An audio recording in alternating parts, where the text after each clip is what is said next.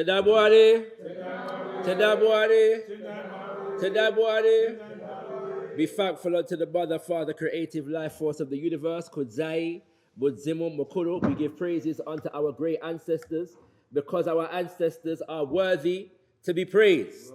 Abibi Tumi, Abibi Fahodi, African power and African liberation for all African people. Ashe, Ashe, Ashe. Tadamwari. History is a clock that people use to tell their political and cultural time of day. It is also a compass that people use to find themselves on the map of human geography. History tells of people where they have been and what they have been, where they are and what they are. Most important, history tells a people where they still must go and what they still must be. The relationship of history to the people is the same as the relationship of a mother to her child.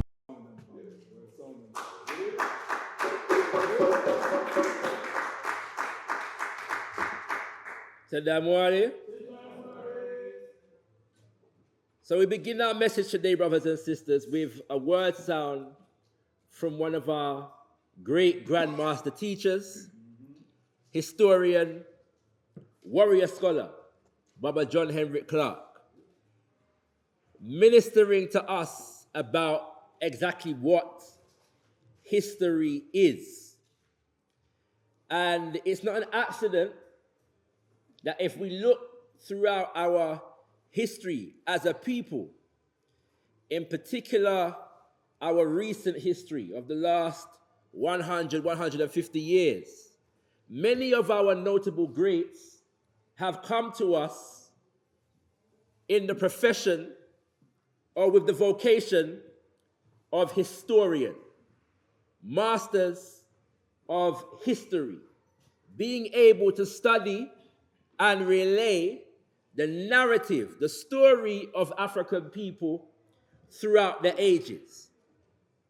And another such African is the man who we have to give thanks for initiating what we call today Black History Month. That ancestor is a man by the name of Baba Carter G. Woodson. He lived. A great African who was born in 1875 in the United States of America. And you will know, if you know some history, that year, 1875, is little more than a decade after they say that enslavement, the enslavement of African people was abolished in the United States of America. And so this is a lesson in the fact that even just after enslavement, Africans were being born that would go on to concern themselves with mastering the history of African people as a part of their role within the African liberation fight. Is everybody with me? Yeah. We see that Baba Carter G. Woodson didn't just start Negro History Week, which is what it was called then, in isolation. He began an institution called the Association for the Study of Negro Life and History, which is today referred to as the Association for African American Studies. He began a publication called the Journal of Negro Life and History, which was published periodically, relaying information about the history of African people. He also wrote a number of books, the most popular of which is The Miseducation of the Negro, analyzing and detailing the impact of the education or miseducation system upon African people.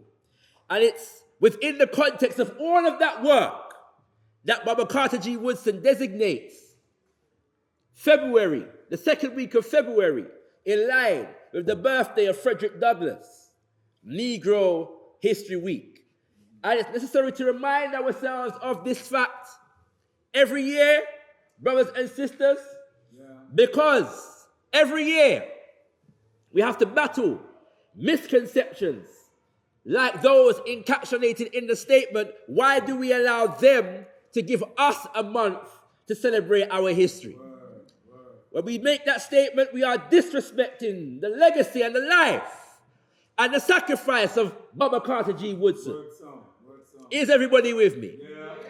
Another African who we have much to give thanks for in relation to the celebration and observance of Black History Month, particularly as it relates to the United Kingdom of Great Britain, is Baba Achiaba Adaye Sebo.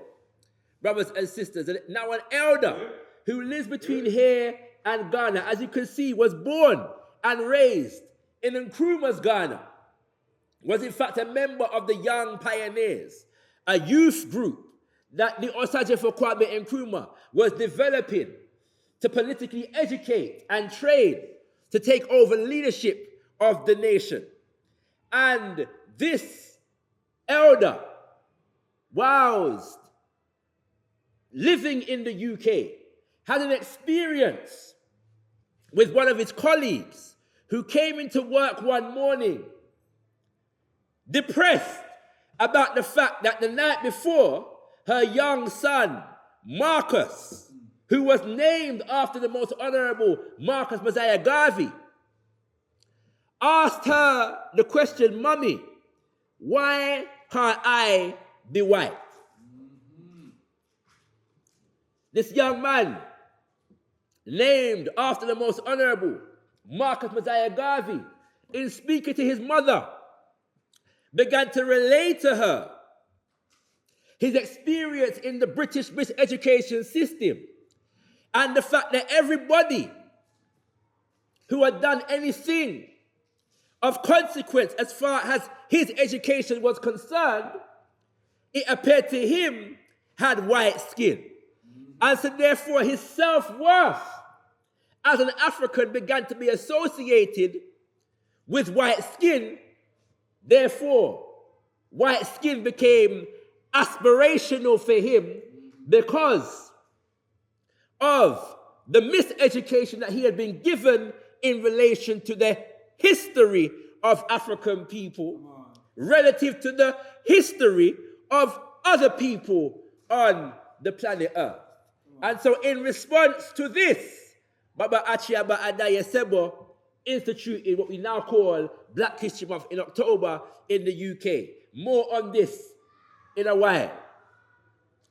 Except to say that both Carter G. Woodson and Baba Achiaba Adaye Sebo, in developing Negro History Week, Black History Month, had more in mind than African children simply knowing about great Black scientists and inventors.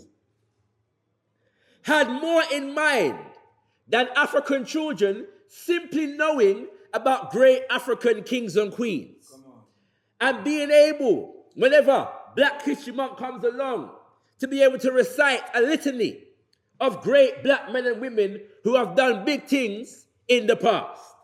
In fact, in relation to this, why do they give us a month to celebrate our history? And I forget the year, but there was a year that it is said on record that Carter G. Woodson, in fact, cancelled the Negro History Week celebration because he was connected to institutions that were supposed to be feeding into the celebration and realized that throughout the rest of the year, they weren't doing the work of studying and relaying the history. So there's nothing really to celebrate in Negro History Week if for the rest of the year, we're not engaged in the study and the imparting of our history. Is everybody with me? Right. So it's from the man who started the thing himself. The intentionality of our history guiding us and being a vocation for us 365 days of the year is embedded in even how he organized the thing. Is everybody with me? Yeah. But for us to properly appreciate the value of a Black History Month and to revive its vision, it makes sense for us to explore what exactly is history. So that's a good question. What exactly is history? We began with the word sounds of our great ancestor, warrior scholar, master teacher, Baba John Henrik Clark. History is a clock, he says, that people use to tell their political and cultural time of day. It is also a what? Compass that people use to find themselves on the map of human geography. History tells a people where they have been and what they have been. That's the past. Where they are and what they are. That's the present. But most importantly, history tells the people where they still must go and what they still must be. That is the future. For Baba John Henrik Clark, history brings together all dimensions of time. History is, in fact, not history in and of itself. History is the present. History is the future. But let's look at the symbolism that Baba John Henrik Clark provides for us in his definition of history. History is a what? A clock that people use to tell their what? Political and cultural time of day. We all have a clock, right? That we use to organize us throughout the day. We know where we're supposed to be and when we are supposed to arrive, whether we get there on time or not, by the clock. We get up at a certain time in the morning, get ready for work, school, whatever, and we set our alarm clock. So the clock is a tool of self-organization that guides us into knowing where to be at what particular time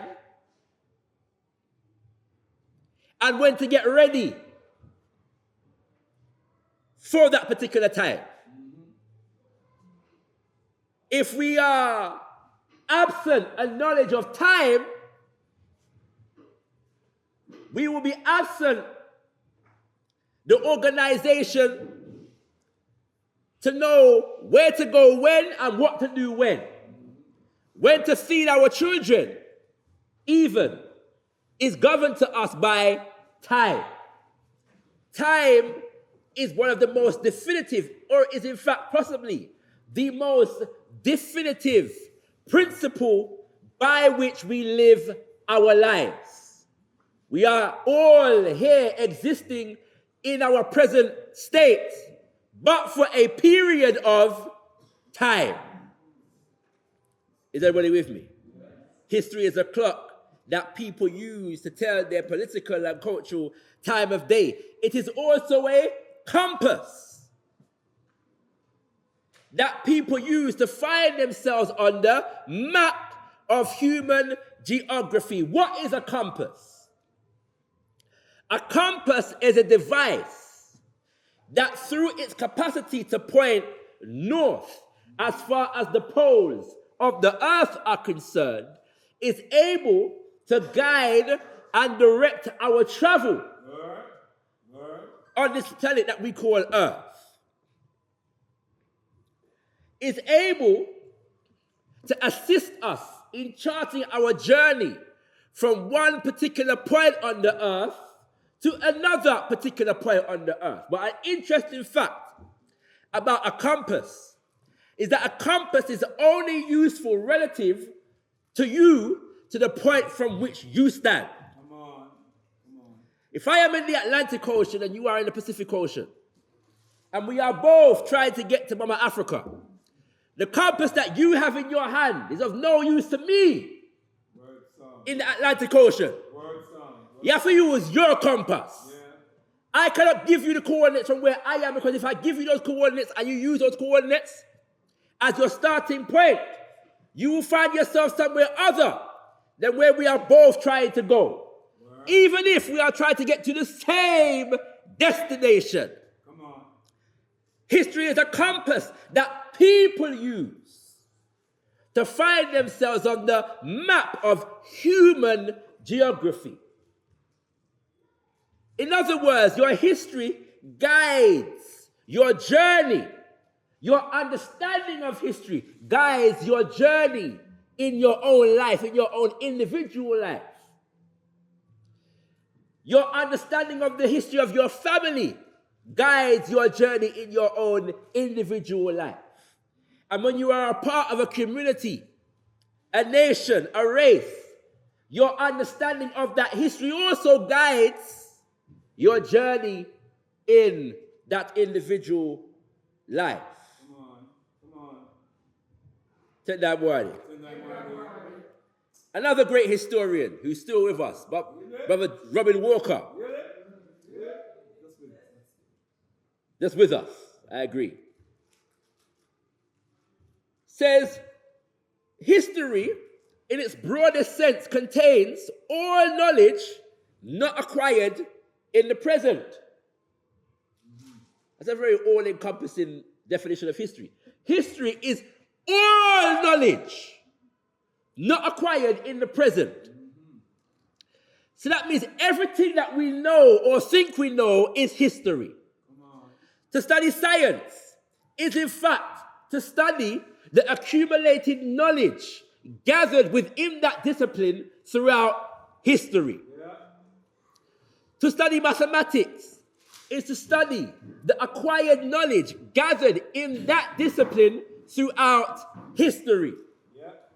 And the same for every other subject. We should get a better sense of what Amawale Malcolm X meant when he said, of all our efforts, history is best qualified to reward our research.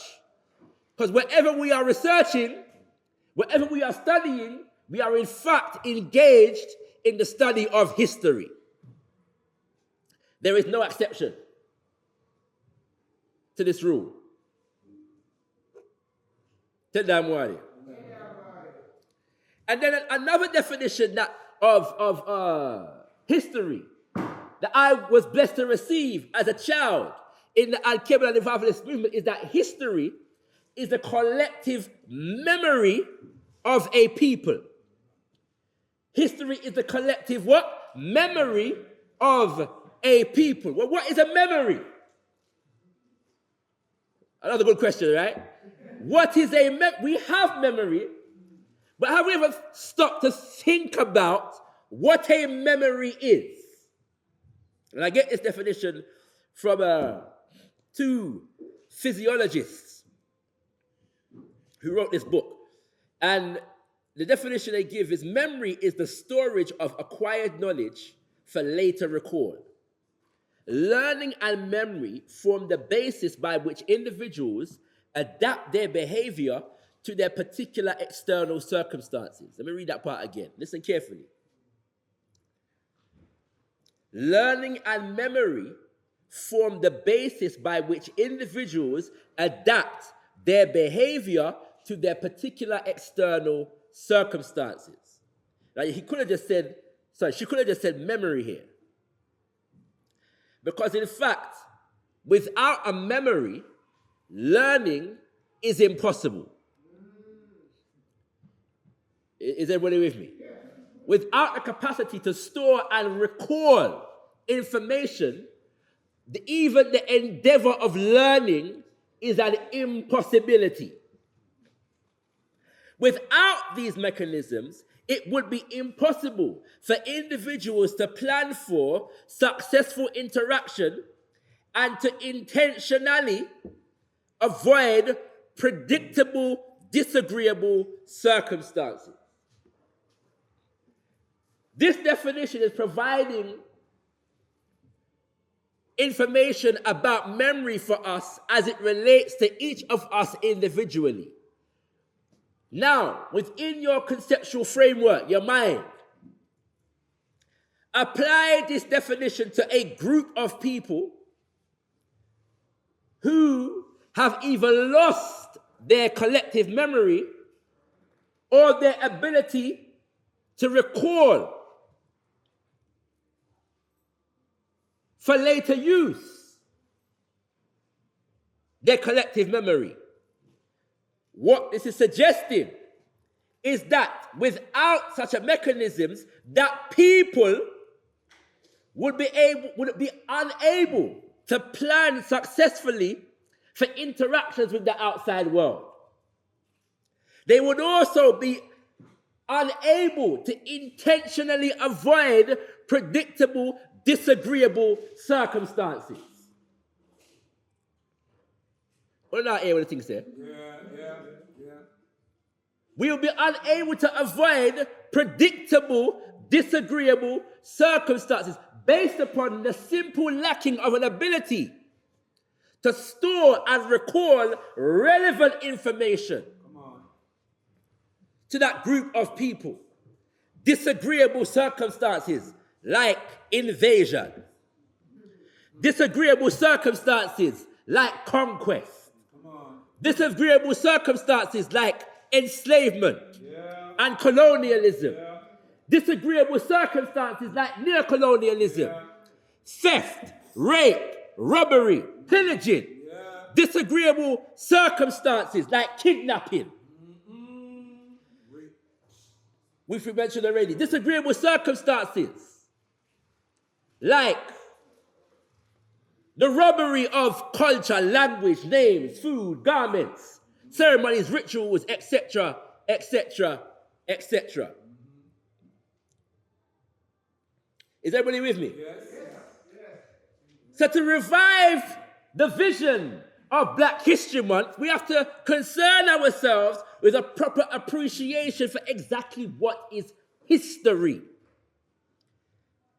Because a thing named Black History Month. In other words, there are people commonly referred to as Black who need to concern themselves with their history. And an appreciation for that history. We'll come back to that in a second. It's necessary for us to know that the Black History Month observance, as it was developed in the UK in 1987, was born of a context. And that context was what is referred to as African Jubilee Year, which was bringing together a number of different noted anniversaries. One was the centenary of the most honorable and eminent, His Excellency, Marcus Medai Garvey. Another was the 150th anniversary since what is referred to as emancipation, the ending of enslavement in the Caribbean. And another was the 25th, anniversary since the founding of the Organization of African Unity on the African continent. And as a part of the aims and objectives that were designated for Black History Month at that time was one, to promote positive public images and understanding of Africans and people of African descent, and encourage the positive teaching and development of their history, culture, and struggle. That last one is very important. We have to understand that we have a fight on our hands as African people, and the study or the celebration of Black History Month should be concerned with developing an understanding of that fight. Then secondly, to support African organizations and liberation movements based in London. Remember I said that the concern for Black History Month went beyond being able to list great Black scientists and inventors, important as that is. The thing said, to support African organization and liberation movements based in London. One of the key concerns at that time was the anti-apartheid movement. Yes? Yeah. Among other liberation-orientated movements. This is the same year. In fact, it was during the month of October 1987 that Baba Thomas Sankara was assassinated. Baba Thomas Sankara of Burkina Faso, who was leading the revolution in Burkina Faso at that time and was inspiring the entire African world. And in fact, sent a message of solidarity at the beginning of Black History Month in 1987 to the Africans in the UK, congratulating us.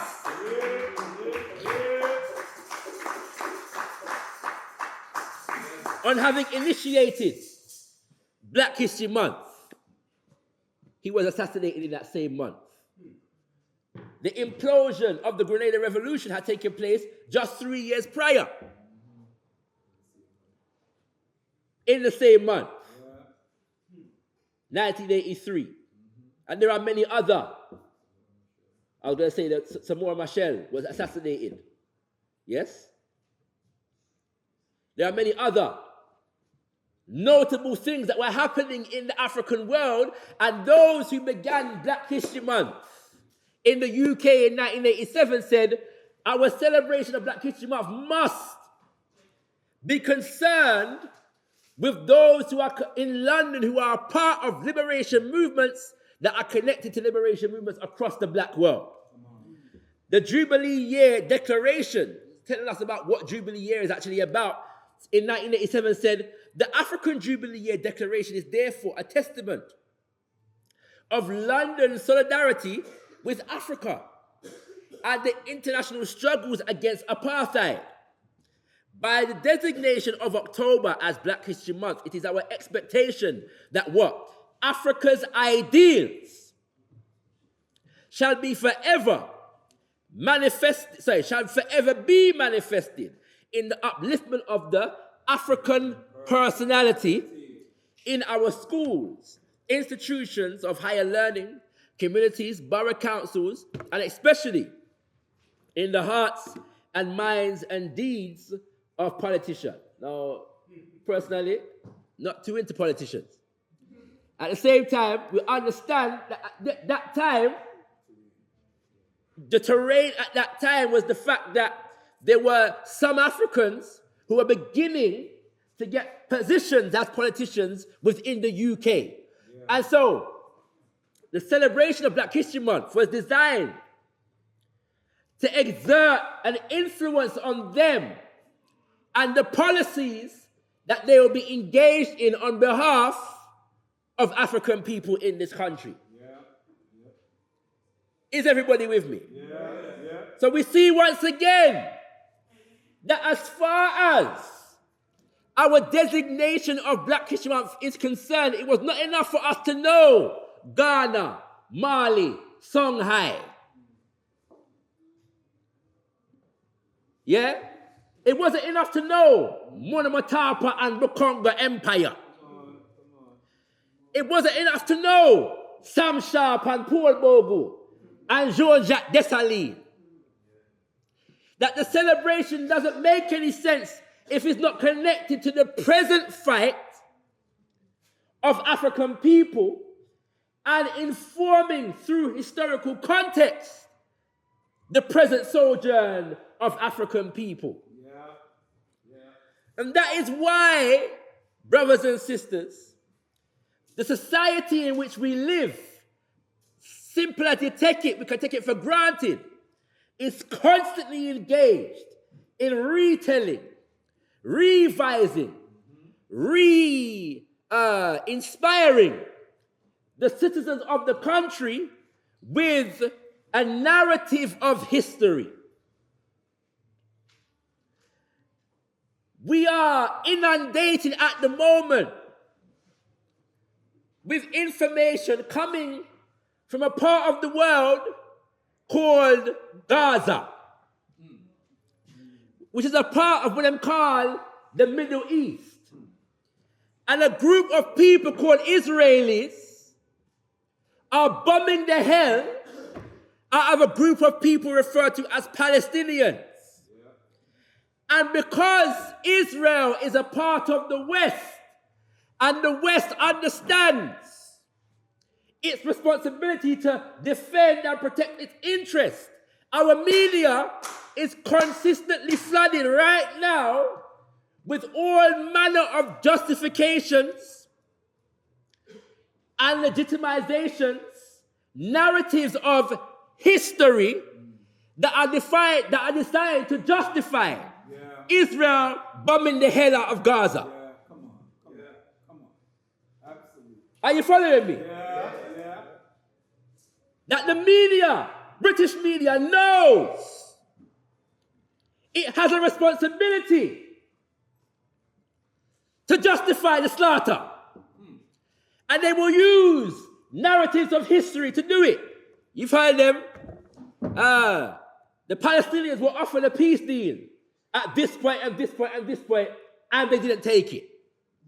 And that is supposed to justify bombing the hell out of the people that have in Gaza, man, woman, and pitney today. Is everybody with me? Yeah. What's the PLO leader from back in the day called again? Yasser Arafat. Did thus and so forth. Yes? And that is designed to justify Israel bombing the hell out of Gaza in 2025. Is everybody with me? Yeah. I'm not one of those Africans, even as a black nationalist Pan-Africanist, who believes that this is not our business and we should not concern ourselves with it. Yeah. I am not one of those Africans, even as a black nationalist Pan-Africanist. I believe that we should know how to engage, when to engage, and why to engage, putting our own interests first. But every policy of backward imperialism and how it operates in today's world is a lesson for us as African people. And we cannot be so aloof that we forget to see the lessons. Yes. Because the same thing are going in relation to we right here now. Yeah. It's just a little bit more under the radar, so it's less obvious. Yes. I put to you, brothers and sisters, that the most cutting edge area of study in the white world at this moment in time,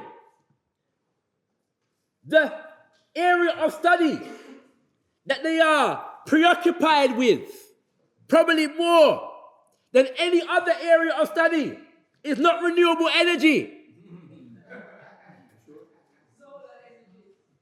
It's not artificial intelligence.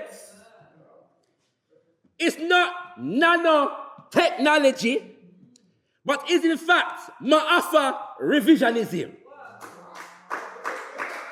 That the white world today is heavily invested in the science and practice of Ma'afa revisionism. What is the Ma'afa? Word given to us by our spiritual mother, Mama Marimba Ani, in the Kiswahili language. Hear her. It's translated as great disaster, colossal destruction. Is translated in another language in West Africa, which I forget the language, but as the death of the spirit of a people. The Ma'afa, a term we use in African-Centred circles to refer to the invasion, conquest, enslavement, rob, rape, pillaging, colonization, and neo-colonization of African people in its historical continuum. And the white world today is heavily invested in revising our understanding of the Ma'afa, in having our understanding of what we have experienced defined according to their interests. Yeah. All this. You've heard the bus terms before. This is the best one. Africans sold Africans into slavery.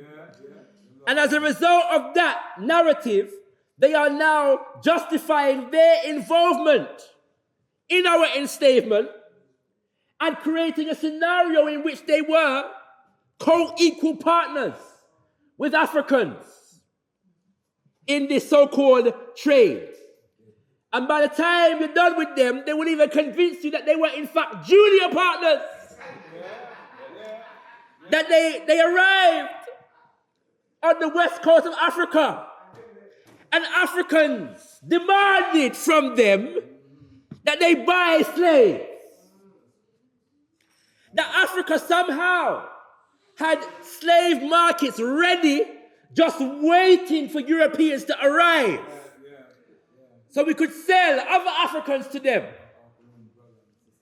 Our own brothers and sisters, man, woman, and picnic. Africans sold Africans into slavery. And as a result of that, you can't charge us with guilt as the British and the French and the Portuguese and the Spanish and the Americans. You understand? Yeah. Ma'afa revision. Another one. The British abolished slavery. So now not only should we not charge them with guilt, we should give thanks to them. We should praise and thank them for being benevolent enough to end the robbing, the rape, the kidnapping, the pillaging, the mass murder. After 400 years, give thanks, Bakra. We started it, and you ended it for us through the benefits of the Enlightenment. Ma'afa revisionism. Slavery contributed very little to the Industrial Revolution and the wealth of Britain in general. That's a good favorite one right now. That every now and then, not us, you know, them on their own, off their own back, initiate some conversation about the extent to which cotton and sugar actually generated wealth in Britain and America. And then if you listen to the British, they will tell you, say, well, it wasn't as if that much over here, but it was quite a bit in America. And then you listen to the Americans, and they say, well, it wasn't that much over here, but it was a lot in Britain. Passing the gauntlet all the way. Then they say, well, the Portuguese transported more enslaved Africans than anybody else. So why didn't they initiate an industrial revolution like the British did if it's just the fact that it was for slavery? We don't have time to go into all of these arguments today in Shemida, but you've heard them before, right? And that last one, just as a pointer for your own research, negates the extent to which the Portuguese enslavement of African people and trafficking of African people became reliant upon the British Navy. Why? Rule Britannia, Britannia rules the waves. Britain ruled the sea. Nobody couldn't pass across the ocean without Britain's sanction. To the point, brothers and sisters, that in 1825, when France had reconstituted itself after taking licks in Haiti and getting run out of Haiti by our ancestors in Haiti in 1804, they wanted to sail to Haiti in 1825 to impose a debt on our people in Haiti. But they were at war with Britain at the time. And so they had to seek permission from Britain to be able to get safe passage across the Atlantic Ocean.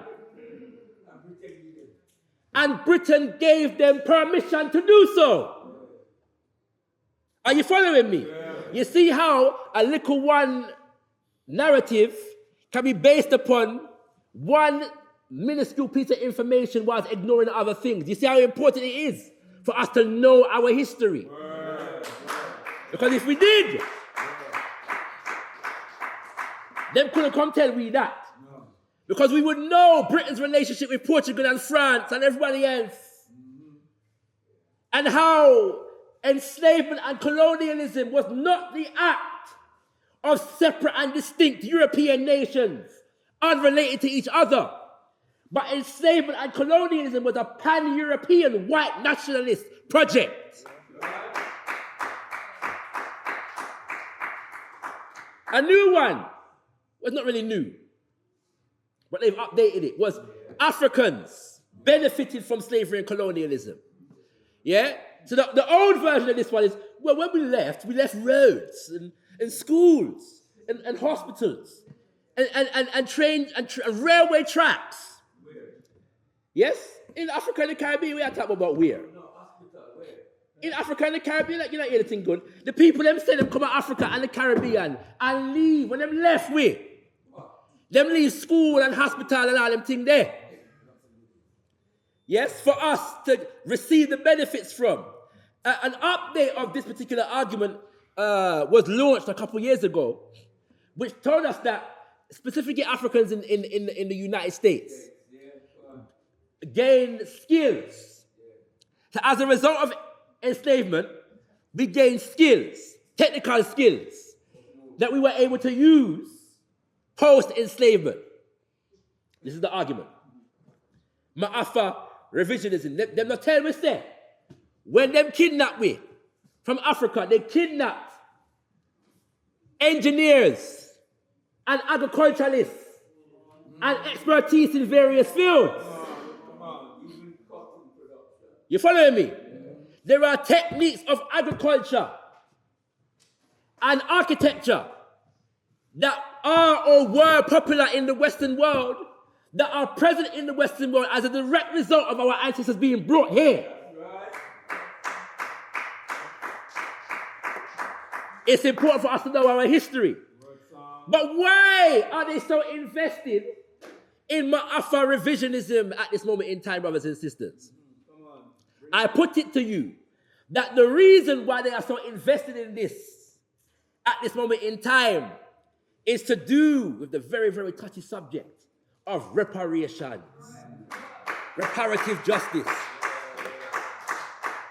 Now, many of us as Pan-Africanists have a love-hate relationship with reparations and the reparations movement. Yeah? What I mean by that is, we agree that reparations is a just demand. Reparations, it for go on. You following me? Yeah, nothing wrong with reparations. But too often, our reparations activism either looks like or is misconstrued to be appealing to the moral sensibilities of the colonizer to do right by us. That so much of our time is spent talking to them and getting them to understand, say, you didn't do it wrong. Yeah. And so in that context, the talk of our focus should be retribution. In other words, the capacity to punish our enemies for the wrongs that they have done to us. Yeah. And the fact that retribution is an act of reparative justice. Yeah. I want to put that on the map right now. Yeah. But let's deal with reparations for the sake of today. I put it to you, brothers and sisters, that the British, the French, the Spanish, the Portuguese, the Belgians are not currently too afraid of the possibility of them having to engage in reparative justice in this dispensation of time. That as things are currently constituted, they have no real fear of them having to cough up the money or the resources or whatever else right here now. That Africa and the Caribbean, wherever we are in a majority as nations, you know, like about a decade ago, which is partly what has inspired all this Ma'afa revisionism, CARICOM countries made a formal demand for reparations. But that formal demand came, for the most part, from a collective of individual nations who have not been able to sever their neo-colonial connection to Britain and America and France enough. Even in their own nation, to make a demand for reparations serious. You following me? That this bunch of neo-colonial nations is not going to exert any serious pressure on the back of them because they can't even do it in relation to their own resources in the nation. The other day, the same people who demanded reparations for slavery,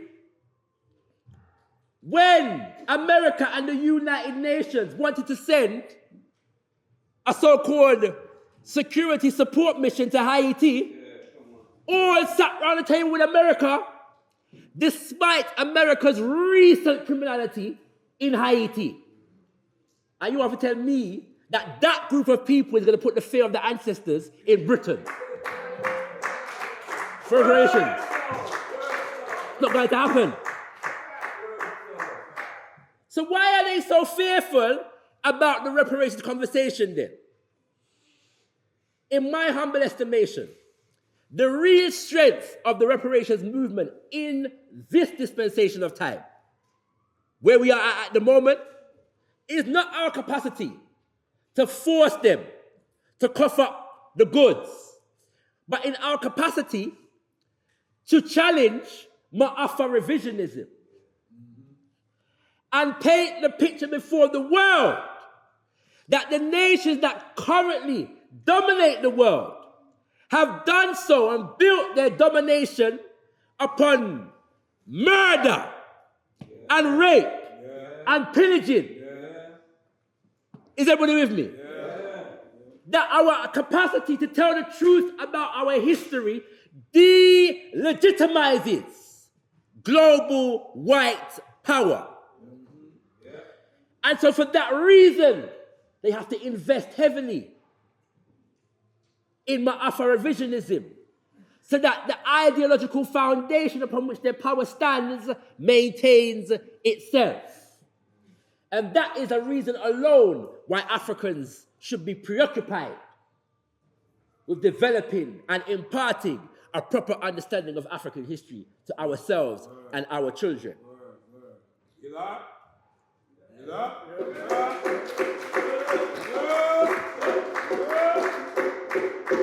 Since the passing of Mama Assata Shakur, I have reread the autobiography of Assata Shakur. And for those of us who have read it, you will know, much like the autobiography of Malcolm X, that much of her developing in her consciousness, she attributes to learning about history.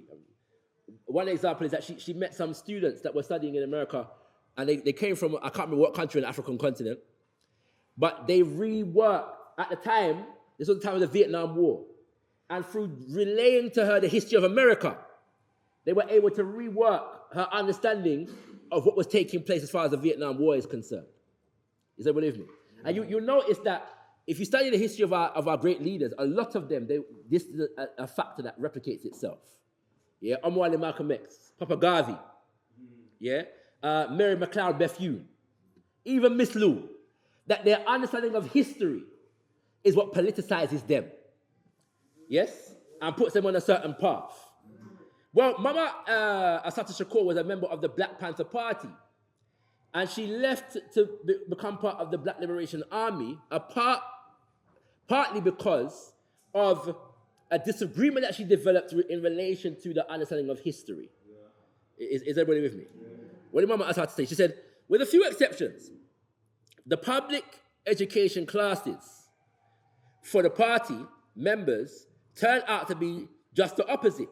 We reviewed articles in the Black Panther Party paper, read messages from Mao's Red Book, that's Mao Zedong of China, revolutionary China,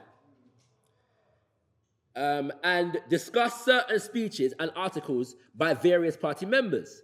Most of the time, whomever was giving the class discussed whatever we were studying and explained it, but without giving the underlying issues or putting it into any historical context. The basic problem was not whether the teacher was good or bad. The basic problem stemmed from the fact that the Black Panther Party had no systematic approach to political education. They were reading the Red Book, Chairman Mao Zedong, but didn't know who Harriet Tubman, Marcus Garvey, and Nat Turner were. They talked about intercommunalism, which was a political philosophy of Huey P. Newton, head of the Black Panther Party. We don't have time to go into what intercommunalism is, yeah? Where was I? Intercommunalism. Yes, but still really believed that the Civil War was fought to free the slaves. A whole lot of them barely understood any kind of history, Black, African, or otherwise.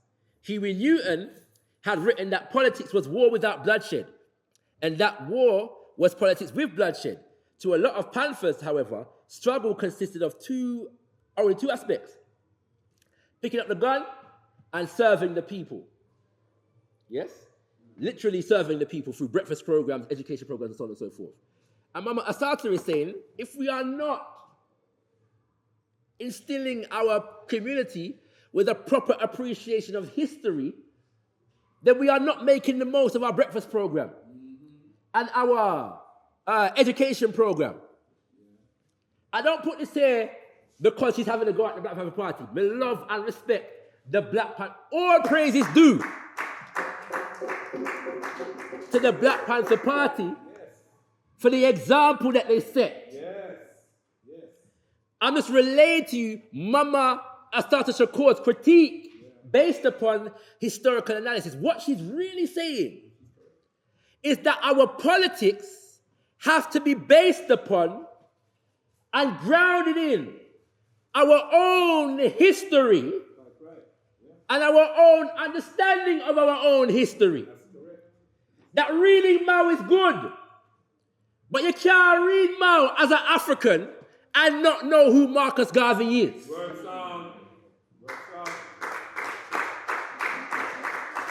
In other words, bringing back the wisdom of Baba John Henrik Clark, the Chinese compass is not going to guide Africans on the map of human geography.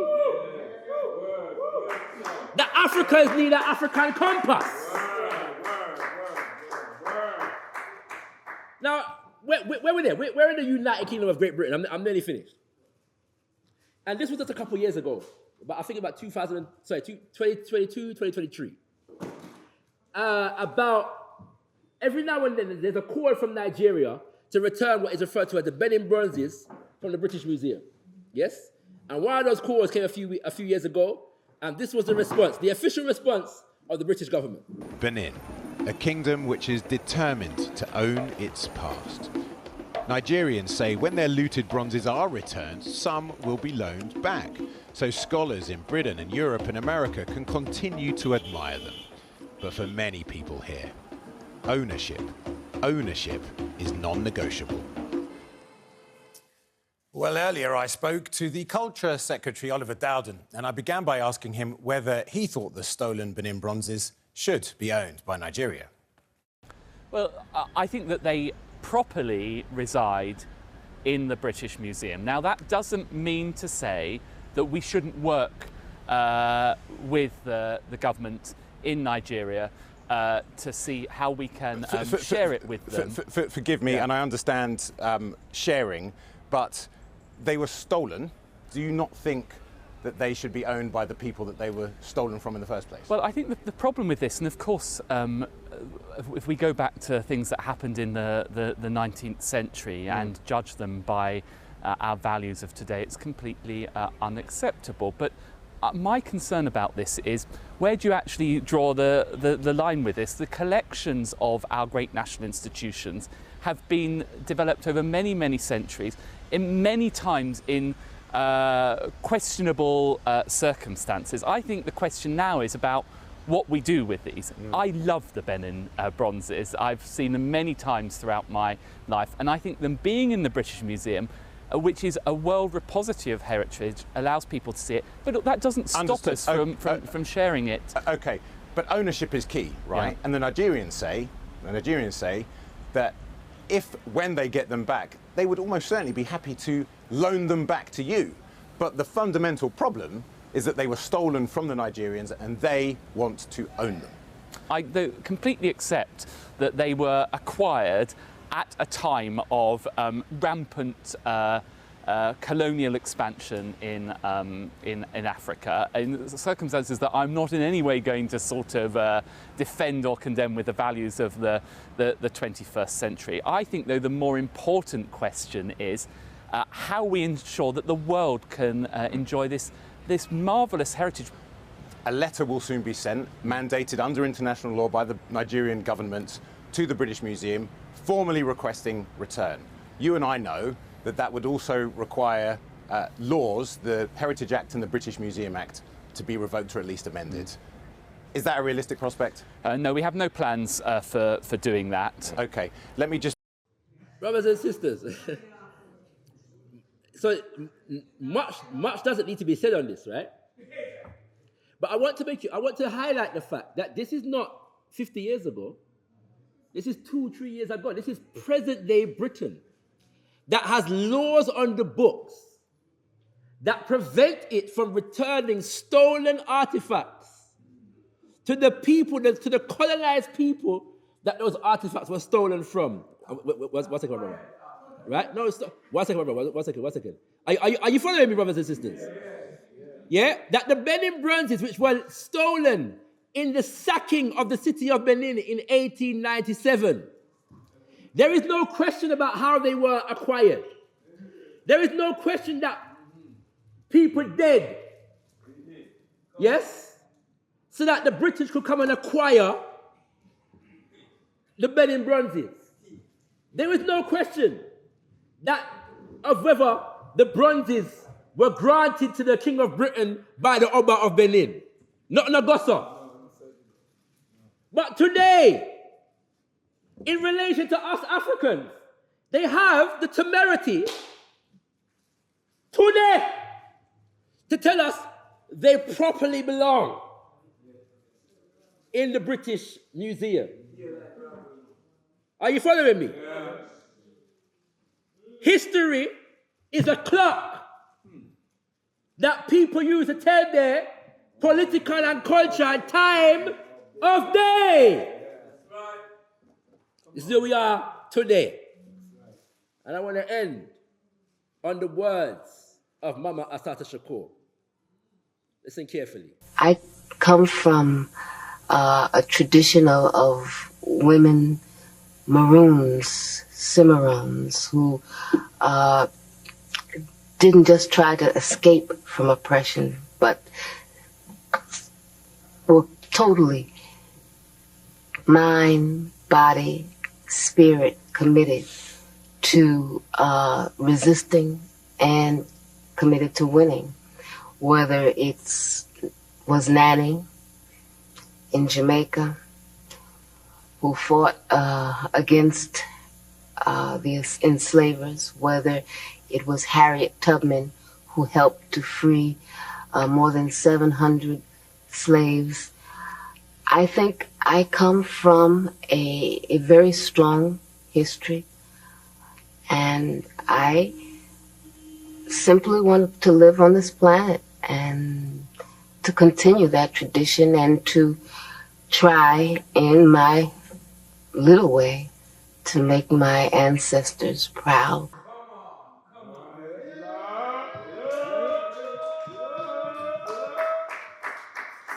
I just want to live my life and try in my own little way to make my ancestors proud, Mama Assata says.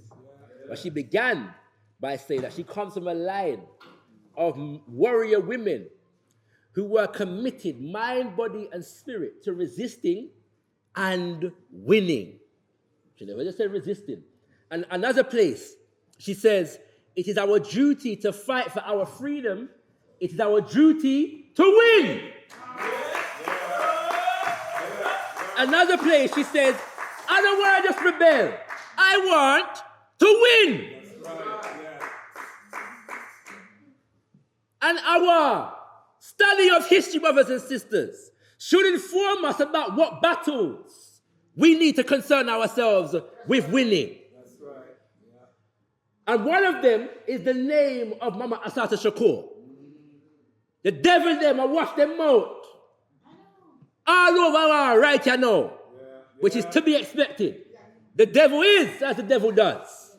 So I ain't complaining. I'm just saying it is our duty to defend her name. And not to just defend her name because we have her innocence as a mitigating factor. One of the tools of my Afro-originalism is to associate some deed with one of our great ancestors that we would seek to disassociate ourselves from. In this instance, it's the shooting of a police officer. I want to make it clear. Mama Assata said she is innocent. And on her word, she is innocent. Yes? However, if Mama Assata did bust gun, not hear me I say. If Mama Assata walked into the court and said, yes, I killed the cracker. I killed the pig. And he had it coming. Me, Shakara, still defending her today. You understand?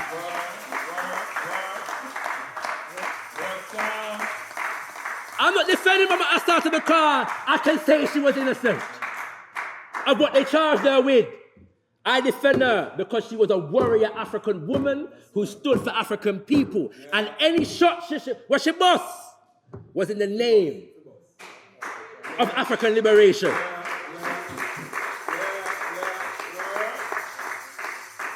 So as we stand here in honor of Mama Assata Shakur, let us be minded to do what she guides us to do. That the reviving of the vision of African History Month, Black History Month, is to make our history functional in relation to the current plight of our people and providing ourselves and each other with a viable roadmap from where we are to where we need to be. I thank you, brothers and sisters, for your time and your ears. Tendamwari.